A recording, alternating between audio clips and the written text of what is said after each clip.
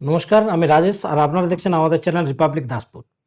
তো আপনারা প্রত্যেকেই জানেন আমরা একটা নিউ ইনিশিয়েটিভ নিয়েছি যে দাসপুরের বিভিন্ন বিশিষ্ট ব্যক্তি এবং রাজনীতিবিদদের নিয়ে আমরা একটা করে পডকাস্ট করব। তো আজ আমাদের মধ্যে যিনি উপস্থিত আছেন তিনি কিন্তু কোনো রাজনৈতিক ব্যক্তিত্ব নয়, তবুও আমরা দাসপুরের প্রতিটা মানুষ তাকে চিনি এবং জানি এবং যার নাম আমাদের দাসপুরে অতি পরিচিত। তো তিনি আর কেউ নন, আমাদের দাসপুরের অতি পরিচিত একজন চক্ষুরোগ বিশেষজ্ঞ, বিশিষ্ট সমাজসেবী এবং শিক্ষানুরাগী ব্যক্তিত্ব মাননীয় ডাক্তার নির্মল কুমার পারধী মহাশয় আমাদের মধ্যে উপস্থিত আছেন। নমস্কার স্যার। নমস্কার। তো আপনাকে নতুন বছরের স্যার প্রথমেই শুভেচ্ছা জানাই। আপনাদেরও শুভেচ্ছা। স্যার বহু ব্যস্ততার মধ্যে আমাদেরকে সময় দিয়েছেন, তার জন্য আমরা অসংখ্য কৃতজ্ঞ আপনার কাছে। তো স্যার প্রথম আপনাকে যেটা জিজ্ঞেস করবো সেটা হচ্ছে, তবু আপনার মানে ডাক্তারি জীবন কত দিনের হয়ে গেল? ডাক্তারি জীবন প্রায় 25 আর এদিকে 10 প্রায় 35 বছর। 35 বছর। আপনার মানে স্কুলিং কোথায় হয়েছে প্রথম? স্কুলিং আমাদের পাঁচবাড়িয়া হাই স্কুল, তারপরে আমার হায়ার সেকেন্ডারিটা করেছিলাম দাসপুর এই আমাদের ঘাটাল বিদ্যাসাগর থেকে। আচ্ছা, মানে আমাদের পাঁচবেড়িয়া স্কুলে আপনার শুরু। তো স্যার এবার যে বিষয়টা প্রথমে জিজ্ঞেস করব, বর্তমান দিনে আমাদের মানে ছেলে মেয়েদের মধ্যে মানে সব থেকে অ্যাট্রাকটিভ ক্যারিয়ার হচ্ছে ডাক্তারি। মানে ধরুন আজকের ডেটে সায়েন্সে পড়া মানে বেশিরভাগ ছেলে মেয়ে নিজে থেকে কিংবা বাবা মার চাপে অনেকেই মনে করে যে ডাক্তারি ক্যারিয়ার মানেই একটা নিশ্চিন্তের ক্যারিয়ার, সেই দিকেই প্রায় ছুটে যায় অনেক ছেলে মেয়েরা। তো সেই সমস্ত ছাত্রছাত্রীদের উদ্দেশ্যে আপনি কি বলবেন? একটা সময় ছিল ঠিকই, কিন্তু এখন ডাক্তারদের ভবিষ্যৎটা খুবই খারাপ অবস্থায় আছে। তো এই জন্যই বলছি যে ডাক্তার এখন সিটও অনেক বেড়ে গেছে। হুম, সেই জন্যে এখন সুযোগ পাওয়া অনেকটা ক্ষেত্রে সহজ হয়েছে, সবই ঠিকই। হুম, কিন্তু ভবিষ্যৎ যেটা আর কি, ভবিষ্যতে যেটা করতে হবে, হয় ডাক্তারদের ব্যাপারটা যেটা ছিল, হয় চাকরি না হলে প্র্যাকটিস। এবারে চাকরির ব্যাপারটা কিন্তু একটু সংকুচিত হয়ে আসছে, চাকরির ক্ষেত্রটা। হুম, তো অনেক দিন ধরে অনেক রিক্রুটমেন্ট বন্ধ, বা যদিও হয় খুব কম হচ্ছে, এটার ব্যাপার থেকেই থাকে। আর প্র্যাকটিসের ব্যাপারটা হচ্ছে কি, প্র্যাকটিসের ফিল্ডটাও আস্তে আস্তে কমে যাচ্ছে, কারণ স্পেশালিটি বা সুপার স্পেশালিটি এরকম তো এসে যাচ্ছে ব্যাপারটা। তো সেই জন্যেও একটা সেখানেও একটা স্থানটা কম হচ্ছে, প্রথম কথা। দ্বিতীয় কথা হচ্ছে এখন প্র্যাকটিসের ব্যাপারটা যেটা হচ্ছে কি, আমরা যেটা বলে রাখি যে যদি কোনো বাবা দাদা মামা থাকে, হুম। তাদের যে প্র্যাকটিস থাকে সেই প্র্যাকটিসটা ধরে রাখলে ঠিক আছে। এবং নতুন করে যদি কোনো ছেলে ডাক্তারি পাস করার পরে প্র্যাকটিসে বসে, তাদের ক্ষেত্রে প্র্যাকটিসটা বাড়ানো বা মানে উত্তরাধিকার সূত্রে হলে আরো আমার সুবিধা। একটা সূত্র। হ্যাঁ, এটা অবশ্যই। মানে ফার্স্ট জেনারেশন একটু চাপ হয়ে যায়। একদম। হ্যাঁ। তো স্যার যেহেতু আপনি মানে চক্ষু বিশেষজ্ঞ এবং চোখের ডাক্তার, তো সেই হিসাবে কিছু টেকনিক্যাল চোখের বিষয়ে আমরা জিজ্ঞেস করবো। যদিও আমার সায়েন্স স্ট্রিম ছিল, কিন্তু ওই গুটিগত চোখের রোগের সমস্যাটাই আমরা জানি, তো সেটাই আপনাকে জিজ্ঞেস করছি। ধরুন আমরা চোখের রোগ বলতে আমরা খুব সাধারণ ছেলেমেয়েরা মায়োপিয়া, হাইপারমেট্রোপিয়া আর ওই ক্যাটারেক্ট মানে ছানিটা জানি। তো স্যার এই মায়োপিয়া রোগটা, এই রোগটা কেন হয় বা কি ধরনের প্রতিকার করা না, উচিত? মায়োপিয়াটা একটা রোগ বলারও ঠিক না, এটা একটা মানে ত্রুটি। ত্রুটি একটা। হুম, একটা জেনেটিক্যালি ত্রুটি থাকে, বা অনেক সময় কি হয়, এটা anterior posterior diameter of eyeball যেটা আর কি, সেটা আচ্ছা। সেটা একটু বড় থাকার জন্য আমাদের একটা মায়োপিয়া হয়। হুম, তো মায়োপিয়া আর কিছুই না, এটা একটা বায়োফিজিক্সের ব্যাপার। হুম, তো আমাদের চোখের যে আলো, যে আমাদের চোখের উপরে যে কর্নিয়াতে পড়ে, সেটা হুম, শরিত হয়ে সেটা আমাদের রেটিনায় পড়ার কথা। হুম, কিন্তু যেহেতু anterior posterior diameter of eyeball যদি বড় হয়, তাহলে সেইটা না পড়ে সেটা ইন ফ্রন্ট অফ রেটিনা হুম। সেটা পড়ে। তখন আমরা করি কি, বাইরের দিক থেকে একটা কনকেভ লেন্স দিয়ে সেটাকে একটু আলোটাকে প্রথমে ছড়িয়ে দিই, যাতে মানে আমাদের ফোকাল চোখের পয়েন্টটা। লেন্সটা তো কনভেক্স লেন্স, হ্যাঁ। মানে তার উপরে একটা কনকেভ লেন্স বসানো হয়, হ্যাঁ, অবতল লেন্স। অবতার দিয়ে, আচ্ছা। এটা দিয়ে আমরা প্রথমটা একটু আলোটাকে ছড়িয়ে দিলাম, দিয়ে তাহলে আমরা কি একদম ঠিক ফোকাল পয়েন্ট, মানে রেটিনাতে ফোকাল পয়েন্ট হলো, তখন আমরা দেখতে পাই ঠিক। আপনার এই চেম্বারের বাইরেও আমি একটা মায়োপিয়ার দেওয়া আছে। তো মায়োপিয়া খুব অল্প বয়সী মানে জন্ম থেকেও মায়োপিয়া হওয়া সম্ভব? এটা জন্মগত ত্রুটি বলে না, জন্ম থেকেই সাধারণত হয়ে থাকে। আচ্ছা, পরবর্তী ক্ষেত্রে খুব কম সময় দেখা যায় যে মায়োপিয়া হয়, কিন্তু প্রথম জন্মগত থেকেই হয় এটা। আচ্ছা। তো এবারে ওই ছানি, ছানি রোগটা স্যার কি রোগ? ছানি, এটা একটা বয়সজনিত বার্ধক্যজনিত হ্যাঁ, রোগ যেটা বলা হয়। আমরা কিছু কিছু ক্ষেত্রে ডিজেনারেশন হয়, হুম, সেলস ডিজেনারেশনের জন্য এটা মানে এটা হয়। হুম, আর তাছাড়াও অন্যান্য ক্ষেত্রে কিছু কিছু ক্ষেত্রে ছানি বিভিন্ন রকম পড়ে, ট্রমাটিক, এটা ধরুন আঘাত লাগলো, আচ্ছা, বা কিছু কিছু ক্ষেত্রে ড্রাগ ইনডিউসড কিছু কিছু ওষুধের জন্য হয়, বা যাদের সুগার আছে, আচ্ছা। ডায়াবেটিক, তাদের ছানি পড়ার সম্ভাবনা বেশি থাকে। আচ্ছা, ছানি কাটাতে গেলে অপারেশনটাই লাস্ট না ছানির একমাত্র ওষুধের না, মাধ্যমে? ছানির একমাত্র চিকিৎসা হচ্ছে অপারেশন। ছানির আজ পর্যন্ত কোনো ওষুধ বের হয়নি। মানে ওই হোয়াইট মানে ওই ভিট্রিয়াস হিউমারটাকে কেটে না, লেন্সটাকে পরিষ্কার করা হয় হ্যাঁ, নাকি? লেন্স তো এটা এটা বুঝতেই পারছেন, হ্যাঁ, এটা লেন্স, আমাদের যে লেন্সটা থাকে সেই লেন্সটা এখন মানে প্রাচীন পদ্ধতিতে পুরো লেন্সটা একটা ক্যাপসুল মানে হ্যাঁ, আচ্ছাদনের মধ্যে থাকতো, হ্যাঁ, সেটা ইন্ট্রাক্যাপসুলার অপারেশন বলা হতো।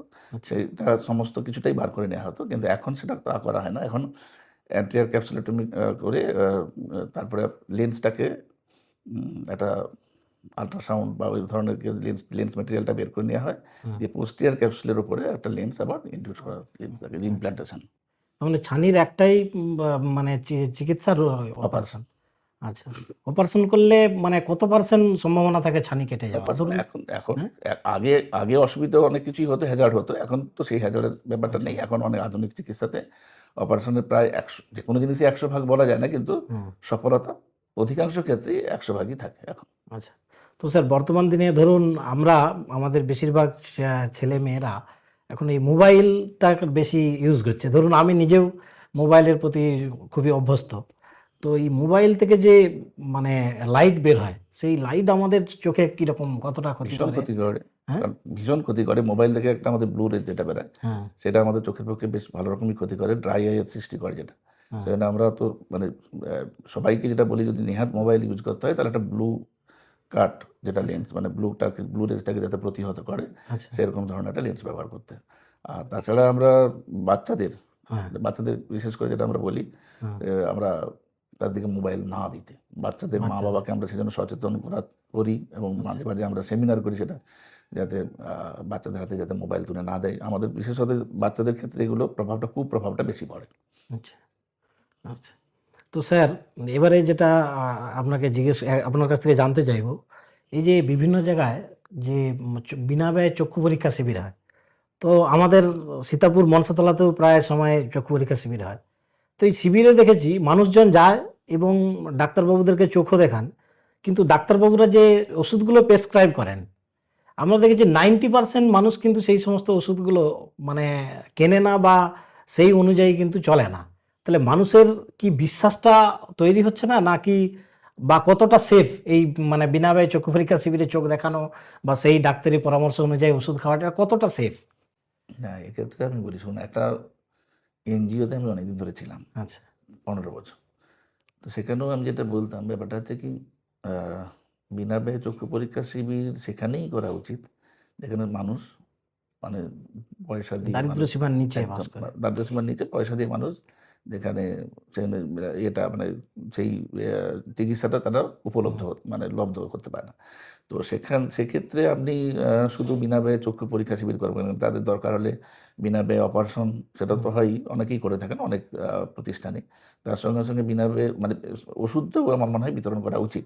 আচ্ছা, যেটা আমি ওগুলো একটু রিমোট এরিয়াতেই তখন করতাম, এবং ওনাদের মানে ওদের যে কর্তা ব্যক্তি ছিলেন তাদেরকে আমি ইনসিস্ট করতাম যে আমরা আচ্ছা, এমন প্রত্যন্ত এলাকায় যাব, যেমন ধরুন পুরুলিয়া, বাঁকুড়া বা মেদিনীপুরের সব ঝাড়গ্রাম এইসব এরিয়াতে, যেখানে আদিবাসী সমাজ বা একদম দারিদ্র্যসীমার নিচে যেটা আপনি বললেন, হুম, সেই মানুষজন এই চিকিৎসা পরিষেবা পেতে স্বচ্ছন্দতা পেতে পারছেন না। সেক্ষেত্রে আমি যেতাম। আমি অনেক আচ্ছা, জায়গাতে গিয়েছি মানে আচ্ছা, এবং সেটা আমি গিয়ে দেখেওছি ব্যাপারটা। হুম, সত্যি মানুষ কিন্তু ওটা অসহায়।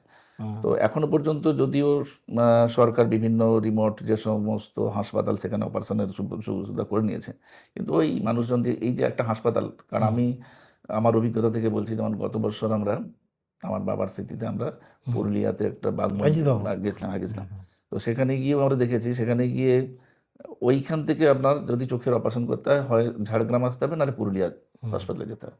এবং সেই পুরুলিয়া বাঘমুন্ডি থেকে পুরুলিয়া যাওয়ার যে রাস্তা খরচ, সেই রাস্তা আচ্ছা, খরচও মানুষের নেই।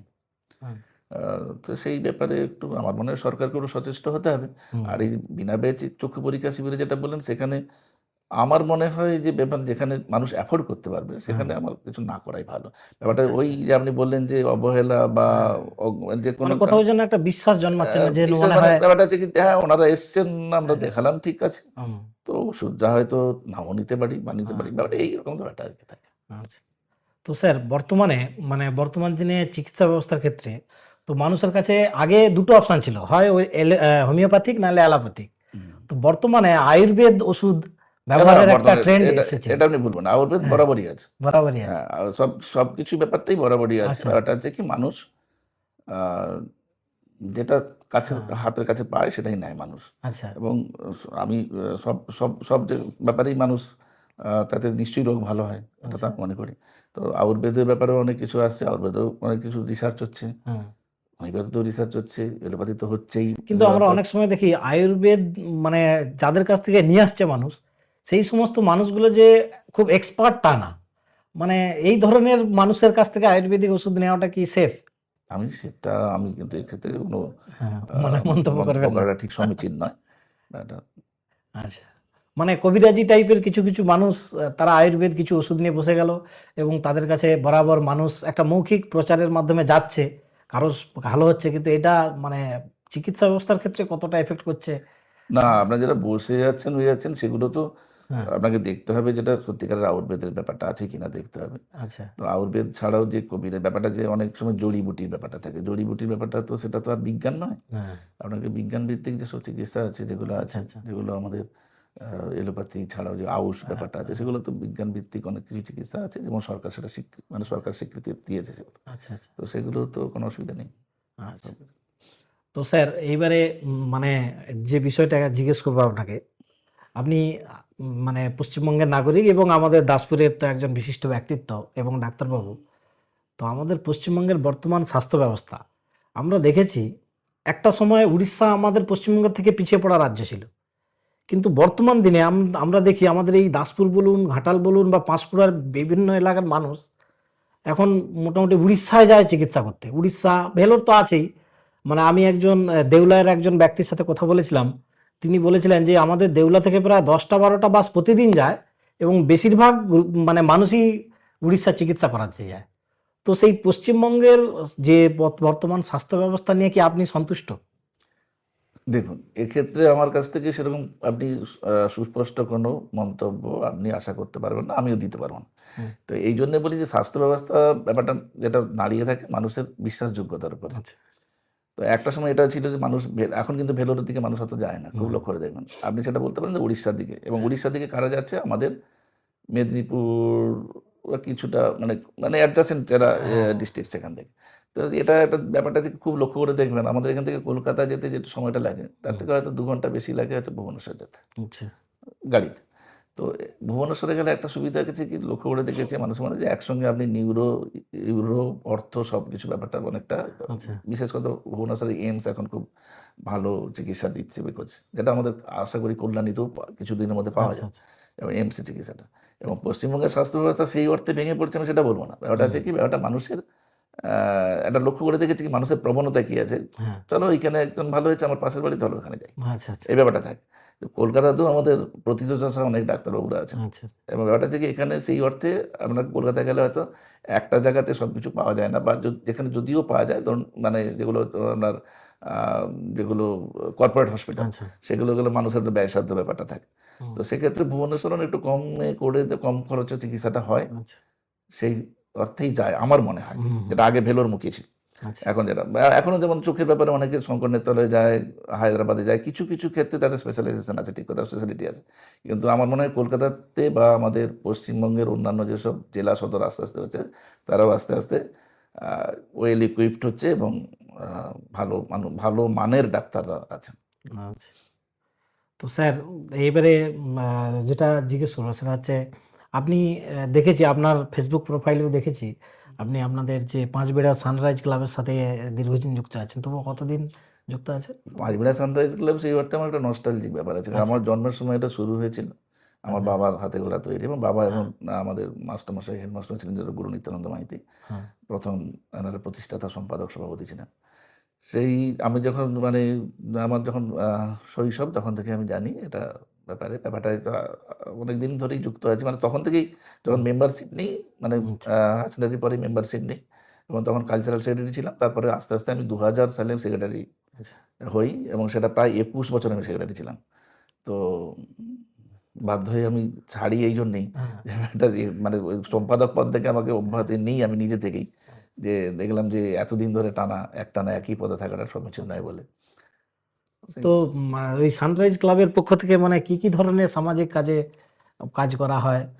শুনুন, সানরাইজ ক্লাবের পক্ষ থেকে প্রথম তো আমার শৈশবে যেটা আমি দেখেছিলাম, বয়স্ক শিক্ষা কেন্দ্র থেকে আরম্ভ করে অনেক কিছুই হতো, বা থিয়েটার, যেগুলো সংস্কৃতির দিক থেকে যেগুলো ছিল থিয়েটারগুলো হতো। তো আমি যেটা প্রথম সামাজিক কাজ বলতে গেলে আমার হাতে যেটা তৈরি হয়েছিল সেটা 1986। আচ্ছা। তখন আমি কলকাতায় থাকতাম। 1986-এ এখনো মনে আছে, 26শে ডিসেম্বর আমরা প্রথম ঘাটাল মহকুমার মধ্যে blood donation camp, blood donation camp. হ্যাঁ, এবং সেটা হচ্ছে ভরুকা ব্লাড ব্যাংক থেকে হয়েছিল। এবং তার পরের বছর হয়েছিল আমরা কলকাতা যে মেডিকেল কলেজে যে সেন্ট্রাল ব্লাড ব্যাংক, তার পরের বছর আমরা করেছিলাম সেটা দাসপুর হাসপাতালে। তো সেইটা আমার বলতে গেলেন অ্যাচিভমেন্ট হিসাবে, বা যাই হোক, তখন রক্তদান শিবির। তারপর থেকে রক্তদান শিবির তখন অনেক কষ্ট করে মানুষকে বুঝিয়ে করতে হয়েছিল, এবং প্রথম বছর আমরা 37 জনকে রক্তদাতা 37 জন ছিলেন। তারপরের বছর মানে 1987 সাল, 87 সালে ওইটাই বেড়ে গিয়ে 96 জন হয়েছিল দাসপুর হইতে। তো তারপর থেকে রক্তদান শিবিরের একটা তো ছিলই, এটা আমাদের ক্লাবে হয়েই আসে। তারপরে আমরা করেছিলাম মরণোত্তর, যেটা আমাদের চক্ষু এটা দান আর দেহদান, এটা নিয়ে আমরা সেমিনারও করেছি, সেটাও প্রায় 6-7 বছর আগে। তারপরে ক্রমাগত এবারে অন্যান্য সামাজিক যেটা আছে, যেটা সবাই করে থাকেন, যেটা সাধারণত বৃক্ষ রোপণ কর্মসূচি বা পরিষ্কার পরিচ্ছন্নতা, এগুলোর উপরে তো, বা করোনার সময় যেটা আমরা করেছিলাম। এই সানরাইজের ক্লাবের পক্ষ থেকে একটা দুর্গাপূজার আয়োজন করা হয়, এবং আমাদের এলাকার অন্যতম গুরুত্বপূর্ণ দুর্গাপূজা হিসাবে এখন নাম করেছে। তো এই দুর্গাপূজাটা মানে মানুষের মন কেড়েছে ঠিক মানে কতদিন থেকে, মানে আপনারা চিন্তা ভাবনা করেছেন যে বিরাট দুর্গাপূজা করতে হবে, মানুষের যেন মন কাড়ে, এটার চিন্তা ভাবনা কবে থেকে? না, এটাও অদ্ভুতভাবে মানে হয়েছিল। এটা 2002 সাল। 2002 সালে এমনি 3-4 জন বন্ধু আলোচনা করতে করতে একটা, যে এখানে কোনো পুজো টুজো নেই, যখন একটা দুর্গাপূজা করা হোক। প্রথম মানে যেটা ছিল সেটা হচ্ছে যে মানুষ মানে আমাদের মা দিদিরা যেটা পুষ্পাঞ্জলি দেওয়ার ব্যাপারটাই প্রথমে করা ছিল, যে এটা করা হোক।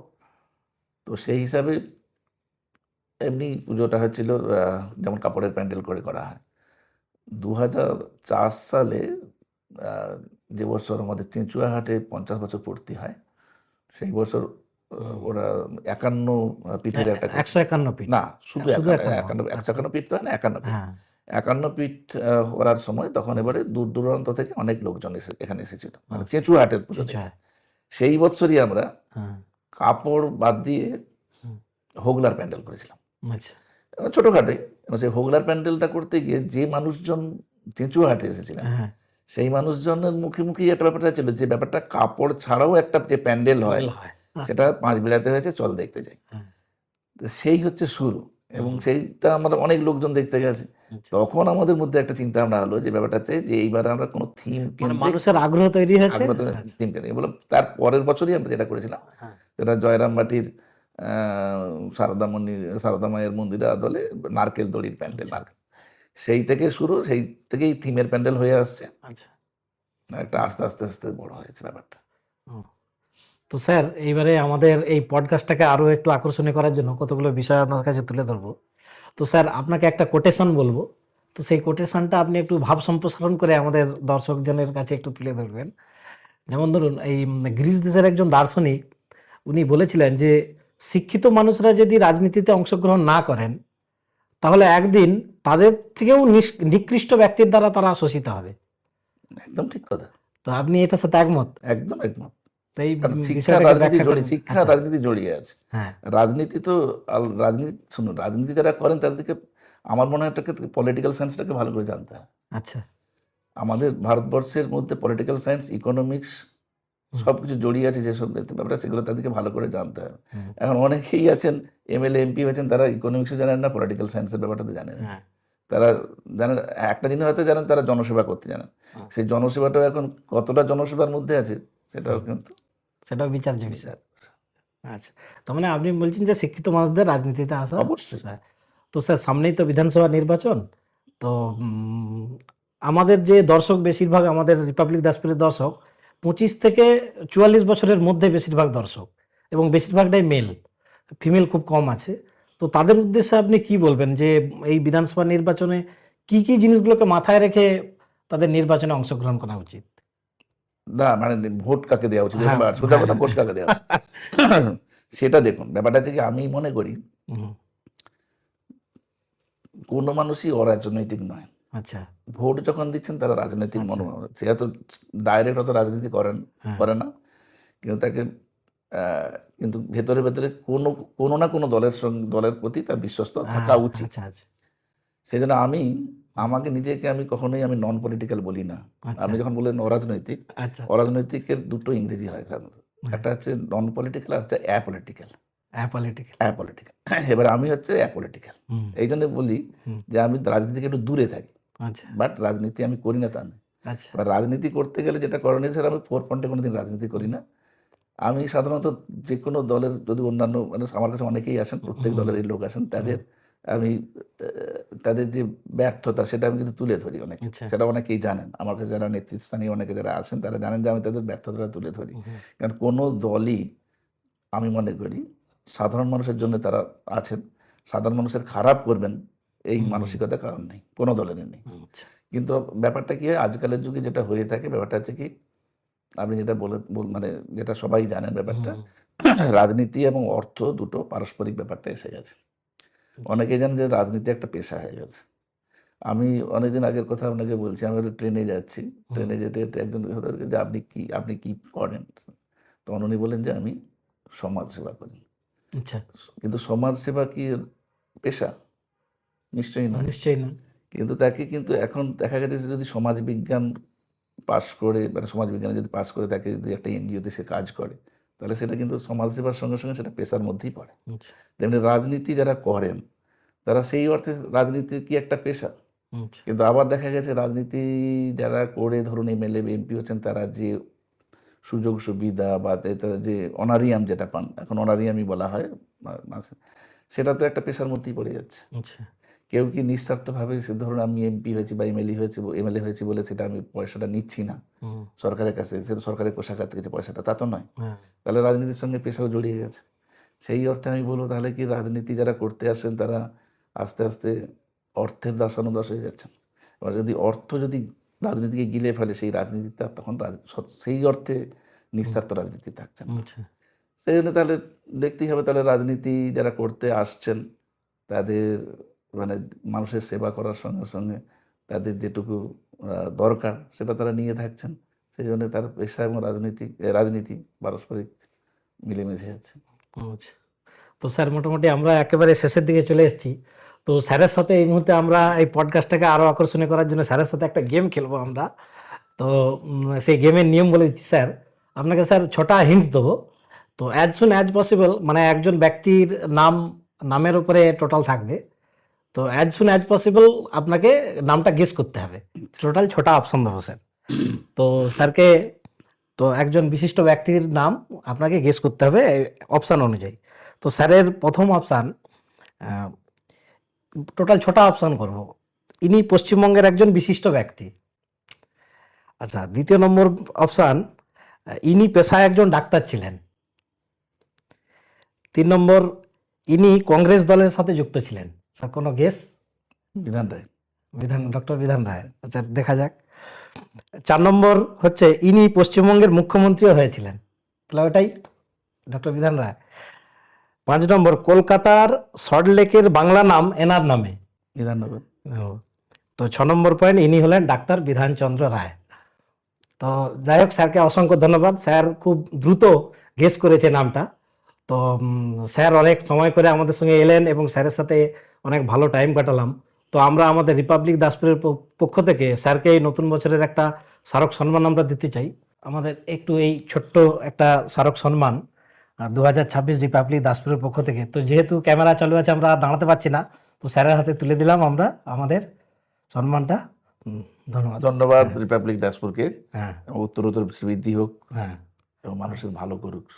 তো যাই হোক, আচ্ছা, সংবাদ জগতের সঙ্গে থেকেও হ্যাঁ, যাতে মানুষের ভালো করতে পারেন এনারা, সেই কামনা করি। আচ্ছা। তো যাই হোক, স্যারের সাথে অনেক বিষয় নিয়ে আলোচনা করলাম। স্যার মন খুলে আমাদের সাথে কথা বললেন। তো আবারও একবার স্যার সময় দিয়েছে তার জন্য অনেক অনেক মানে অশেষ ধন্যবাদ জানিয়ে আমরা আমাদের এই পডকাস্ট এখানেই শেষ করছি। তো স্যারকে যদি কিছু প্রশ্ন করার থাকে আপনারা কমেন্টে জানাতে পারেন। ধন্যবাদ। নমস্কার স্যার।